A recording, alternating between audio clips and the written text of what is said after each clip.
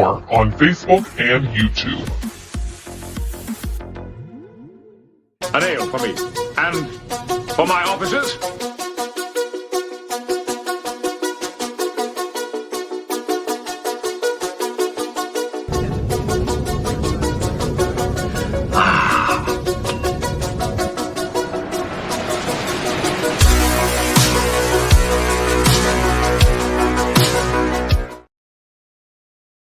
Welcome back to 10 Forward. I hope you're doing well. We are back to talk a little Star Trek, so go ahead, grab yourself an ale, sit down, and let's get into this one. This week we will be reviewing Star Trek TNG, Where No One Has Gone Before. I believe that's the title. That is correct. Then I'm going to get into a quick review for Star Trek Discovery, Season 5, Episode 2. All right, let's get into her.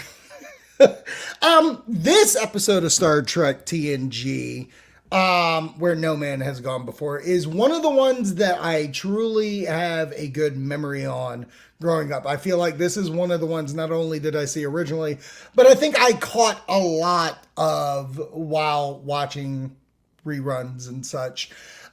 This one is big because it has the Traveler. So the way this episode's running, Starfleet, they want to have this warp core like advancement that a couple of their ships have had. They're going to bring this guy, what's his name? Krasinski? What's his name? Krasinski, whatever. So Krasinski's got this way to make warp run better, I guess. And the Enterprise has been chosen to have this done to their warp core. And the way this episode begins, I kind of like, because it's Riker and Picard kind of butting heads, being like, you know, I don't trust this guy coming on. There's no real explanation. It all seems kind of magical that this can work. And Picard's like, hey, man, why are you fighting Starfleet? What's your jig? What's your problem? Doesn't matter. Let him come on and do his stuff. So when they're about to beam aboard, like Picard says, hey, Riker, you go handle my small business. Since you're the one with the problem, you can watch and oversee everything. So Riker goes down there. He lets this guy come on, Krasinski or whatever. And he's got his friend. He's got this friend. And we don't know who he is. And Diana Troy came with Riker on this to welcome them aboard the ship. Krasinski's like, I know where engineering is. I don't need you, Riker. These two, not a fan of each other. Like, obviously, from the get, Riker doesn't like this guy. But for some reason, Krasinski doesn't like him as well. And I'm going to call him Krasinski or Karinsky or Kalaksky or Koloscopy Bag. I'm going to call him an all through this entire episode because I ain't got no time to sweat the small stuff.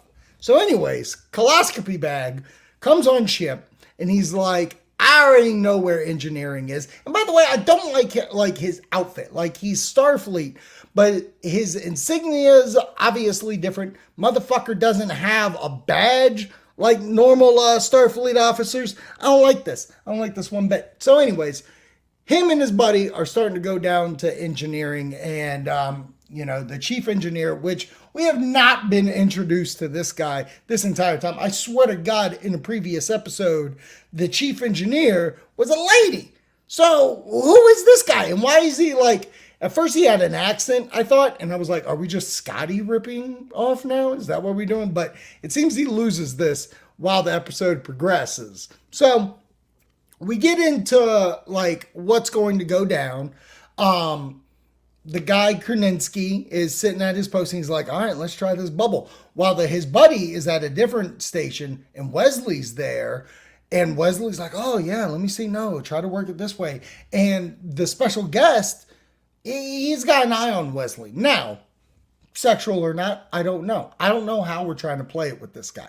But he definitely has his eye on Wesley. And during their test run, warp speed, let's go, they get blown to Plaid. They go past Plaid.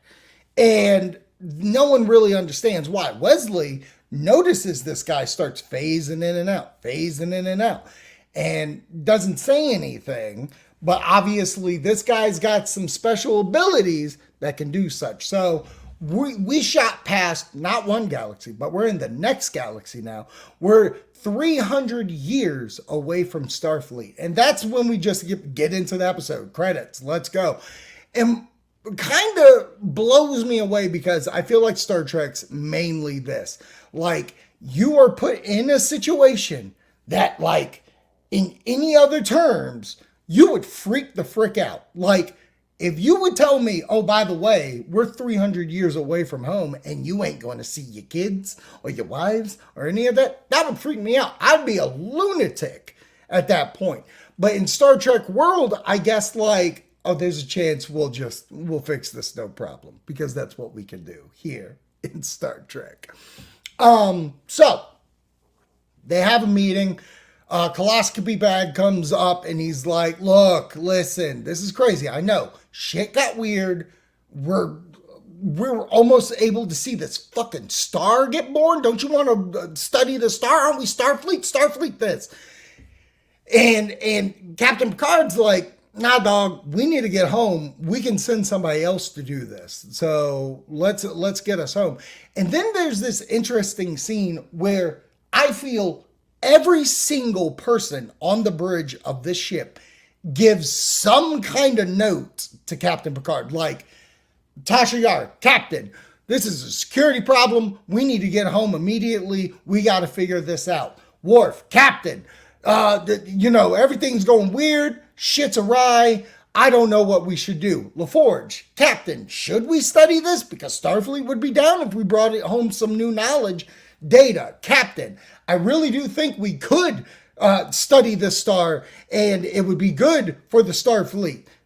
Riker, Captain, is it lunchtime? Because I am fucking starving. Troy, Captain, I can't sense anything from this guy who's come with Kalinsky.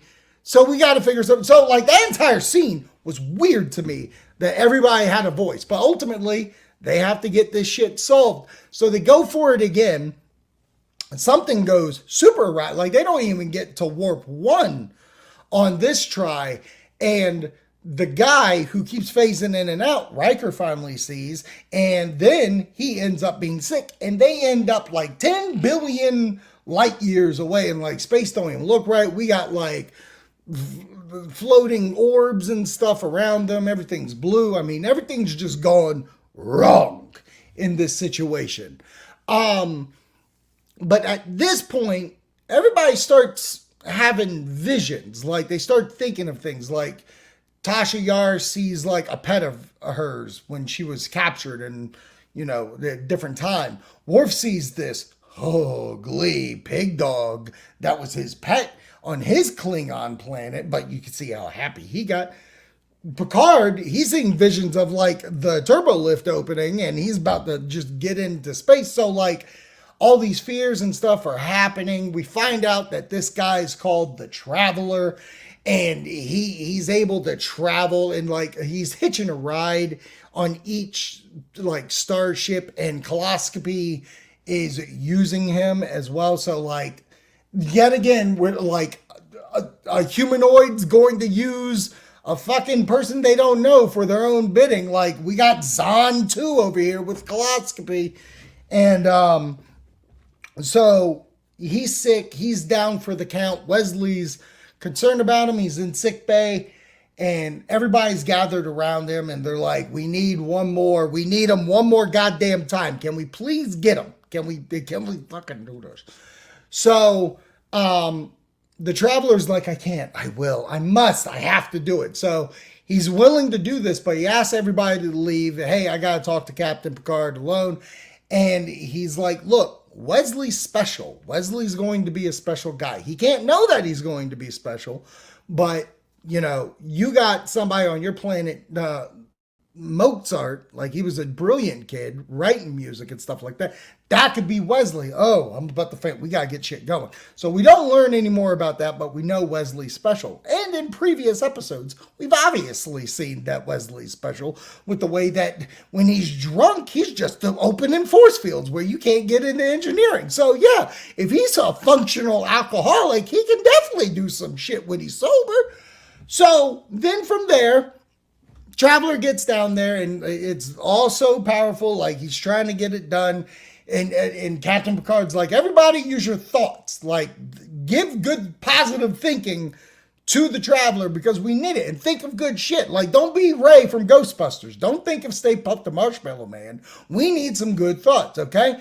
And so much so, like, he's good on his mind. Like, Picard, there's one point where he's trying to walk around. I don't know where the fuck he's going, the bridge or something. But, like, he sees this officer on his ship, like, dealing with fire. And he's like, stop thinking about the fire, you idiot. It's not real. Don't think about it. And then fire goes away. And he's like, get to your station. You think you're going to call out when we're 300 years from our own home? You think you're going to be like, oh, I'm trapped behind a fire and I can't work at my post? Get on your post, idiot. Yes, sir. So he goes to his post. So anyways, back to what's happening here. Traveler, he's kind of weak, but Wesley grabs him by the hand, and Traveler's like, you got it, baby. You know what's up. I'm going to get us home. And like that, like even faster than before, not only do we make it home, fucking Traveler disappears, like out of existence. And they all accept it well. Like, on the bridge, Captain Picard's like, oh, we made it home. And Riker comes back on the bridge, and he's like, Traveler's gone. He's like, no shit. Damn, that's crazy. That's crazy that he's gone. But hey, he got us home. I guess we're good. What about Kerensky? Doesn't matter, okay? Like, do we find out if he goes to jail? Is he, did he keep an alien hostage? There's questions I have. But then, at the end, Wesley comes on the bridge. He's asked to come to the bridge, and Picard says, you know what? I'm tired of this, like, kids can't be on the bridge. I don't want to deal with that anymore. I can't keep doing this. So, this is what we're going to do. I'm going to make Wesley Crusher acting ensign. And he's going to study. He's going to keep at it. He's going to apply to Starfleet. He's going to get into Starfleet and such like that. Because once again, the Traveler said, Wesley means business. So, I guess we'll find out if Wesley Crusher truly does mean business. That was the episode. Not a bad episode.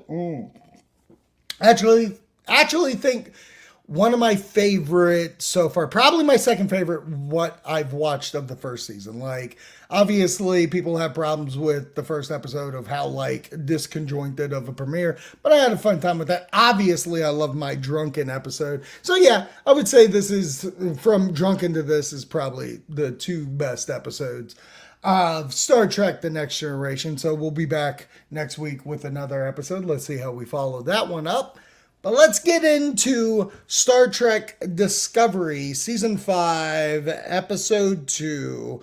So, what's weird about this episode for me, because they've been hinting that Saru's going to be leaving the ship, which completely understand, but, like, we're jumping on it right now. Like, for a show that was like, oh, we didn't know we were getting canceled, you're saying goodbye to one of your officers. And this episode, Under the Twin Moons, what I dig about it is that we're continuing with this Romulan trying to find out. We're continuing with the Indiana Jones story. So we end up at this planet, and basically Burnham and Saru are going to go on one last mission together because Saru's going to be leaving the ship at the end of this. And Tully...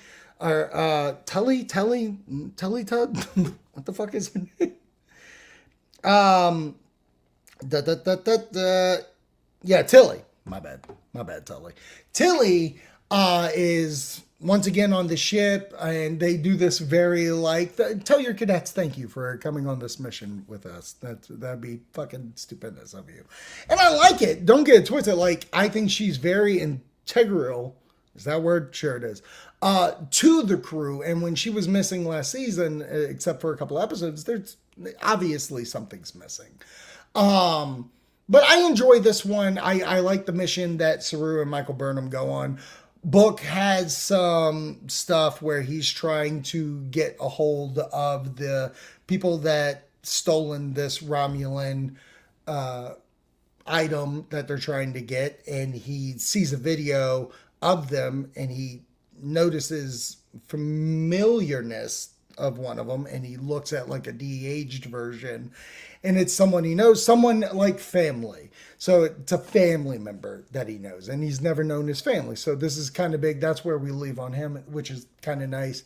The mission part of it's pretty good, especially with like how Tilly and the gang try to help Burnham and Saru get through it. During that, the captain from the previous episodes also helping in his hologram way, and he's like forced him retirement, which Burnham is like, hey, you should be my commander on this, my new number one. And I guess that's what he's going to do further on since we don't have Saru. Okay, that's fine. I don't think we need the add-on of this guy unless if it's really going to play into the story later. That's fine. I don't mind him, but it just seems like okay, we need someone to fight with Burnham. That's what we're doing. The episode, it was fine. Tilly had a really great line where Michael Burnham's like, we've lost our footing. And Tilly goes, oh my God, one of you lost a foot? Like, hilarious. She's such a good comic relief to tense situations. Overall, I like this episode. I think, I don't know, like, it's a little slow at parts, but I do love that we're continuing on the Indiana Jones adventure because they got a piece of an artifact and Michael Burnham's like, I think this is making a map, and each place that we go tells us the next place we need to go. And it seemed familiar to the one Dax player, which cool. So I guess we're going to Dax's world to figure out the next bit of it. But I enjoyed. I think it's a solid episode. So this week in 10 Forward, I'm happy. I'm happy with my choices of episodes. I can't wait to get back at it next week for TNG.